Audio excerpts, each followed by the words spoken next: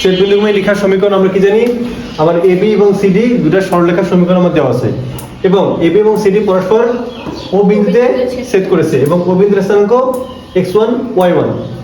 এমন যদি হয় তাহলে নতুন যে সেট বিন্দুময় রেখার সমীকরণটা হবে প্রথম রেখার সমীকরণ প্লাস k ইনটু কে কেটা কি ধ্রুবক ইনটু দ্বিতীয় রেখার সমীকরণ ইকুয়াল 0। ওকে, এরপর কি করব, ওই সমীকরণটার যত বিন্দুগামী ওটা x y এর জায়গায় আমরা মানটা বসিয়ে দিলে আমরা পাবো, তাই না? সো এটা একটা উদাহরণ দেখো, আমার AB রেখার সমীকরণ কি আছে 4x + 3y - 8 = 0। CD রেখার সমীকরণ কি x + y - 1 = 0, তাই না? তাহলে দুইটা সরলরেখা পরস্পর মূল বিন্দু মানে কি 0 0 বিন্দুতে ছেদ করেছে।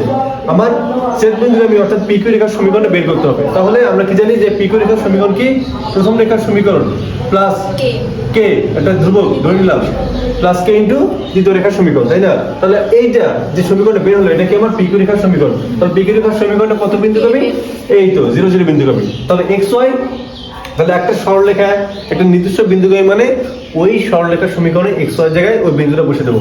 আমরা x y এর জায়গায় 0 0 বিন্দুটা বসে দিচ্ছি, গিয়ে আমরা k এর মানটা কত পাইছি -8। কারণ k এর মানটা আমরা এক নম্বর সমীকরণে বসিয়ে দিয়ে আমরা 4x + 5y = 0 এই সমীকরণটা পাইছি। বুঝতে পারছো?